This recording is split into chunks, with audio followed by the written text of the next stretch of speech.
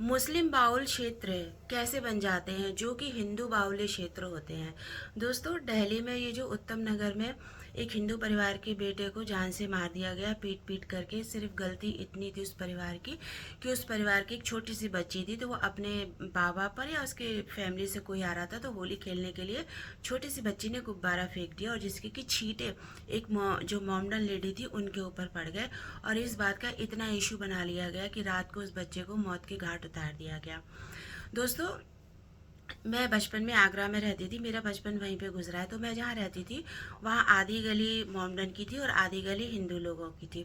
तो ऐसा होता था कि दोनों ही तरफ से आने जाने के रास्ते थे। तो बहुत कम ऐसा होता था कि हम लोग जहाँ से मोमडन एरिया पड़ता था वहाँ से जाएं, हमें थोड़ा सा राउंड लेके जाना पड़ता था मार्केट के लिए, मगर हम जो है पीछे से जाना ज़्यादा अच्छा समझते थे। कभी कभार बाई चांस बहुत ज़रूरी है तो हम आगे से चले जाते थे, पर बहुत कम जाते थे। अब क्या हुआ दोस्तों कि हमारा जो आधी जो सोसाइटी थी वो थी हिंदू और आधी सोसाइटी मोमडन की थी। अब जो मेरे जस्ट बगल वाला जो मकान था वो मेरे नानी का मकान था। तो क्या हुआ कि मेरे फादर को भी कन्वेंस कर लिया मेरी नानी ने कि हमारे बगल में ही मकान बना लो। क्यों? क्योंकि मेरे नाना जी बहुत बचपन में ही एक्सपायर हो गए थे जब मेरी मम्मी बहुत छोटी थी। दो मेरी मौसी थी और एक मामा। तो मौसी भी यंग थी, तो नानी मेरी टीचर थी, तो वो चली जाती थी। तो उन्हें लगता था कि कोई हमारे घर में आदमी हो तो थोड़ी सी आड़ हो जाएगी, क्योंकि लड़कियां आड़ मतलब थोड़ा सा शेड हो जाएगा कि चलो इनके घर में भी कोई मर्द है बोलने वाला। और मौसी मेरी यंग थी। मामा मेरे थोड़े ख़राब जो है उसमें पड़ गए, आदतों में। तो दोस्तों, वो जो मामा जी मेरे थे, तो आप जानते हैं अगल बगल में जब रिश्तेदारी होती है तो ज्वेलसी ईर्ष्या बहुत ज़्यादा हो जाती है। और क्योंकि पापा बहुत टेक केयर करते तो ऐसे बहुत सारी बातें हो गई थी। अब मेरे मामा ने, मेरी नानी नहीं रही, तो मेरे मामा ने वो मकान बेचने के लिए जो हमारे ही जो बस्ती में कॉलोनी में, सॉरी कॉलोनी निकल जाता है, जो बस्ती थी उन्हीं मोमडन से बोला कि हम मकान बेचना चाहते हैं, आप ले लीजिए। अच्छा, क्योंकि रहना सहना उठना बैठना सब में होता था, भाईचारा था, ऐसी बात नहीं कि बड़ा डर लगता था या कुछ, आपस में सब अच्छे से चलता था। तो जब मेरे फादर को पता चला तो उन्होंने मेरे उन्होंने मेरे पापा उनके पास गए, वो जो मोमडन लोग थे, उनसे बोला कि आप तो जानती कि मेरे साले कैसे हैं, हम आपसे हाथ जोड़ के विनती करते हैं आप ना वो मकान मत लीजिए। लेकिन दोस्तों, मुसलमान तो ठहरे मुसलमान, उनका बस चले तो वो तो पूरे हिंदुस्तान को मुसलमान बना दे, और वो कोशिश भी यही कर रहे हैं। तो दोस्तों, वो माने नहीं। उसके बाद मेरे फादर ने मेरे मामा को बहुत समझाया कि तुम ऐसा करो, हमें दे दो, हम ले लेंगे ये मकान, पर तुम मोमडन को मत बेचो, क्योंकि जस्ट बगल पे मकान था। पर दोस्तों, मामा मेरे ज्वेलसी वाले नहीं माने, उन्होंने बेच दिया मकान मोमडन को। चलो कोई बात नहीं, दुख हुआ, परेशानी हुई। उसके बाद क्या हुआ कि हमारे जस्ट सामने एक सक्सेना फैमिली रहती थी, उनका एक प्लॉट खाली था और एक साइड मकान बना हुआ था। उनकी बेटी की शादी होनी थी, तो उन्होंने अपना वो खाली प्लॉट मोमडन को बेच दिया। क्योंकि हिंदू वहाँ लेता ही क्यों, एक तो बगल में मोमडन आके बस गए थे। इस तरह दोस्तों, उन सक्सेना अंकल ने फिर अपना जो घर भी बेचा वो भी मोमडन को बेच दिया।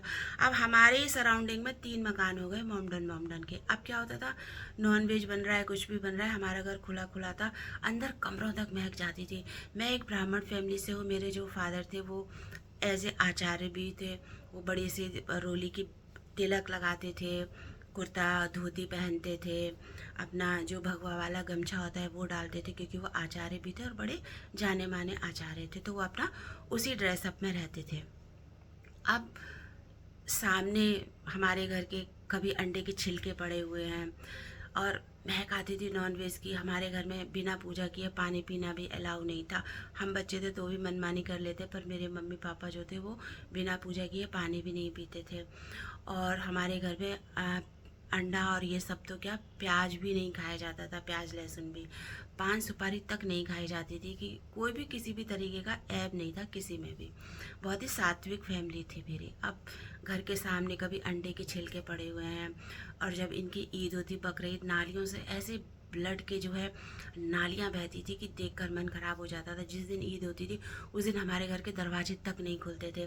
जो हमारे और आमने सामने हिंदू फैमिली थी, हमारा जो है जैसे हम लोग गेट पे खड़े होकर बात करते थे, सब कुछ बंद हो गया, एकदम घर में पैक हो गए। धीरे धीरे धीरे धीरे करके दोस्तों, वो पूरा जो मोहल्ला था सब मोमडन का हो गया। वहाँ से एक एक हिंदू ने अपना घर बेच दिया। आगे पीछे सोसाइटी पूरी हिंदू की थी, पर जिस गली में हम रहते थे वहाँ पर पूरा मोमडन आकर के बस गया। ऐसा होता है दोस्तों कि जो मुसलमान होते हैं ना, वो एक जगह डेरा जमा लेते हैं। फिर हिंदू कोशिश नहीं करता कि अरे वहाँ तो 2 मुसलमान रहते हैं। हिंदू नहीं चाहेगा कि हम वहाँ पे मकान लें, वो कहेगा अरे वहाँ 2 मुसलमान रहते हैं, वहाँ पे मकान नहीं लेंगे। सब ने मकान बेच दिया। तो दोस्तों इसीलिए ये जो हिंदू जो हम भी है ना, ऐसा नहीं कि हिंदुओं को जागने की ज़रूरत सिर्फ जेंट्स को, हम लेडीज़ को भी बहुत जागने की ज़रूरत है। अगर हमारे घर में हमारे घर वाले ऐसा कुछ कर भी रहे कि मोमडन को दे दे मकान या कुछ भी, तो हमारा भी फ़र्ज़ बनता है कि हम उन्हें समझाएं, हम उनसे बोलें कि ऐसा मत कीजिए। अरे 1-2 लाख कम में दे दिए, सोचिए हमने अपने हिंदू धर्म के लिए कुर्बान कर दिया है ना। भाई मोमडन लोग क्या करते हैं, 1-2 लाख रुपए ज़्यादा दे देंगे, हिंदू लालच में आ जाता है और बस वो मोमडन को बेच के चला जाता है। भाई उनके तो आका दे रहे हैं उनको, उनको तो पैसा मिल रहा है कि जाओ घुसो हिंदुओं की मोहल्लों में, हिंदुओं की कॉलोनी में, हिंदुओं की बस्तियों में। लेकिन हिंदू लोगों को सोचने की बड़ी ज़रूरत है। तो इसलिए हमारा भी ये जो है फ़र्ज होना चाहिए कि हम भी मना कर पाए। तो दोस्तों बहुत ही ज़्यादा दुखद घटनाएं, ये एक क्या दोस्तों, बहुत सारी दुखद घटनाएं होती रहती हैं। मैं आगे भी आप सबके साथ भी अपने एक्सपीरियंस शेयर करूंगी, क्योंकि मैं वहाँ पली बड़ी और छोटी सी बच्ची से यंग हुई, तो हमें भी वहाँ पर किन किन परेशानियों का सामना करना पड़ा, मैं सब आपको बताऊँगी। तो जो इस दुनिया से चला गया उसकी आत्मा को भगवान शांति दे। मिलते हैं फिर आपसे।